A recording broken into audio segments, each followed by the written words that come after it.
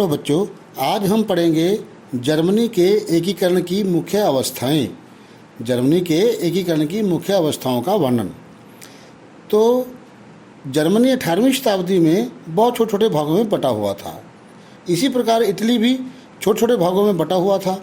आज हम इस वीडियो में जर्मनी और इटली दोनों का एकीकरण की मुख्य अवस्थाओं का वर्णन करेंगे। तो इससे पहले कि हम अपना वीडियो शुरू करें, आपने यदि मेरा ये चैनल जिसका नाम economic analysis with Ashwini Kumar Gupta है उसे सब्सक्राइब नहीं किया तो उसे सब्सक्राइब करें, लाइक करें, शेयर करें और साथ दिए बेल आइकन बटन को दबाना ना भूलें। तो सबसे पहले हम जर्मनी के एकीकरण की मुख्य अवस्थाओं का वर्णन करेंगे। तो जर्मनी के एकीकरण की मुख्य अवस्थाओं में नंबर 1, 18वीं शताब्दी में जर्मनी छोटे छोटे राज्यों में बटा हुआ था। इनमें से कुछ राज्य तो शहरों से भी छोटे थे। नेपोलियन ने जर्मनी पर आक्रमण करके सभी 39 राज्यों को आपस में मिला लिया और एक देश बना दिया जिसे जर्मन महासंघ कहा गया। दूसरा पॉइंट, 1848 में जर्मनी के मध्यम वर्ग के लोगों ने क्रांति की और एक देश की मांग की, पूरे एक देश की मांग की। जर्मन में सभी लोग इकट्ठे हुए। 18 मई 1848 में 831 निर्वाचित प्रतिनिधियों ने एक जुलूस की शक्ल में फ्रैंकफर्ट संसद में पहुंचे। वहां उन्होंने जर्मन के लिए एक संविधान तैयार किया और उन्होंने एक राजा को चुना जिसे संसद के नियंत्रण में रहकर काम करना था। तीसरा पॉइंट आता है, 1848 में जो संसद बनाई गई उसे राजा के सैनिकों ने दबा दिया, मतलब उसे समाप्त कर दिया। उसके बाद जर्मन के एकीकरण का दौर चला। इस प्रक्रिया को ऑटो वान बिस्मार्क ने आगे बढ़ाया। तो जो जर्मनी का एकीकरण था वो उसमें मुख्य भूमिका ऑटो वान बिस्मार्क ने निभाई थी। ऑटो वान बिस्मार्क ने प्रशा के सैनिकों से मदद ली। उसने डेनमार्क, ऑस्ट्रिया और फ्रांस से युद्ध किए और उनमें जीत हासिल की।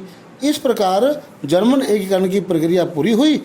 जनवरी 1871 में वर्साय में हुए सम्मेलन में प्रशा के राजा विलियम प्रथम को जर्मनी का सम्राट घोषित कर दिया। 18 जनवरी 1871 को राजकुमारों, प्रतिनिधियों और विशिष्ट अधिकारियों की एक बैठक, एक मीटिंग वर्साय के महल में हुई। सभा ने प्रशा के विलियम प्रथम के नेतृत्व में नए जर्मन साम्राज्य की घोषणा की। इस प्रकार से जर्मनी का एकीकरण हुआ। तो इस प्रकार तीन अवस्थाओं में, पहली अवस्थाओं में था कि जर्मन छोटे छोटे राज्यों में बटा हुआ था। दूसरे भाग में जो बात आती है कि मध्यम वर्ग ने क्रांति की और वो संसद में पहुंचे और उन्होंने एक राजा चुना जो संसद के नियंत्रण में रह कर काम करता था। तीसरा, उन्होंने एक क्रांति की जिसे जर्मन के जो राजशाही सैनिक थे उन्होंने दबा दिया और बाद में ऑटो वान बिस्मार्क ने इस क्रांति को आगे बढ़ाया और प्रशा की सैनिकों की मदद ली, किसानों की मदद ली और 3 युद्ध किए। डेनमार्क से किया, ऑस्ट्रिया से किया, फ्रांस से किया और उनमें जीत हासिल की। इस प्रकार से जर्मन की एकीकरण की प्रक्रिया पूरी हुई। जनवरी 1871 में जो था वो प्रशा के राजा विलियम प्रथम को जर्मनी का सम्राट घोषित कर दिया। तो इस प्रकार से क्या हुआ, 18 जनवरी 1871 को जर्मनी के एकीकरण की प्रक्रिया पूरी हो गई। दूसरा आता है इटली के एकीकरण की विभिन्न अवस्थाएं। ये भी जर्मनी की तरह से इटली भी बहुत छोटे छोटे भागों में बटा हुआ था। इटली के एकीकरण के लिए कई क्रांतिकारियों ने भरसक प्रयास किया, बहुत काम किया कि इटली को भी जर्मनी की तरह से ही एकीकरण के सूत्र में बांधा जाए, एक राष्ट्र बनाया जाए। इटली के एकीकरण को निम्न प्रकार से समझा जा सकता है। तो कौन कौन सी एकीकरण की अवस्थाएं थी वो अब हम पढ़ते हैं।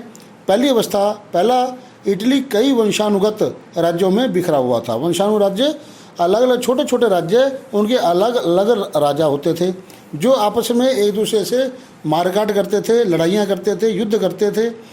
19वीं शताब्दी में इटली 7 राज्यों में बटा हुआ था, जिनमें से केवल एक सार्डिनिया पिडमांट में ही राजघराने का शासन था। इटली का उत्तरी भाग ऑस्ट्रियाई हैब्सबर्ग के अधीन था जबकि इटली के मध्य भाग पर पोप का शासन था। दक्षिण भाग में बोर्बों का नियंत्रण था। इस प्रकार से इटली बिखरा हुआ था। उन सारे इटली को बिखरे हुए को एकत्रित करना एकीकरण कहलाता है।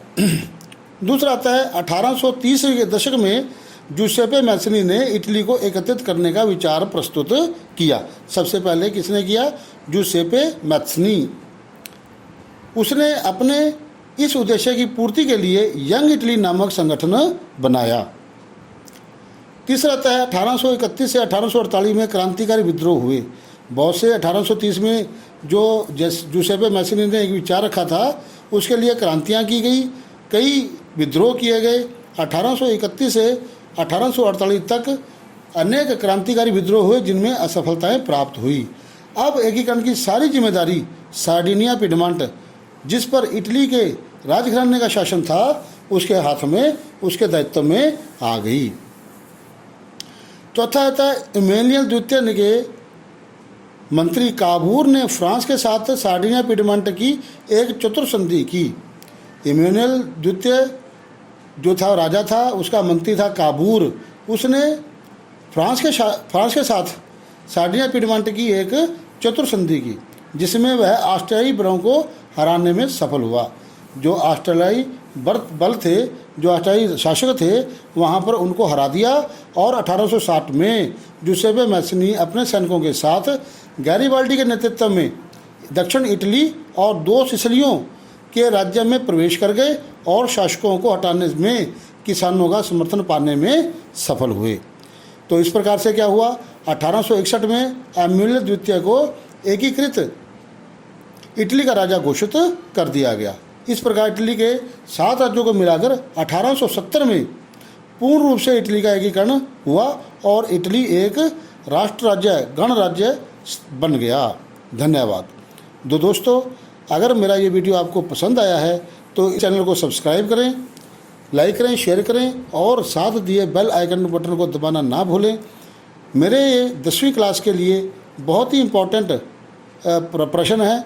आप अपने लिए और अपने मित्रों के लिए भी मेरे चैनल को सब्सक्राइब कर सकते हो और करवा सकते हो।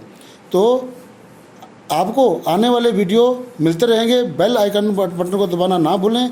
आपको नए नए नोटिफिकेशन आते रहेंगे, नए नए वीडियो आपको मिलते रहेंगे। धन्यवाद।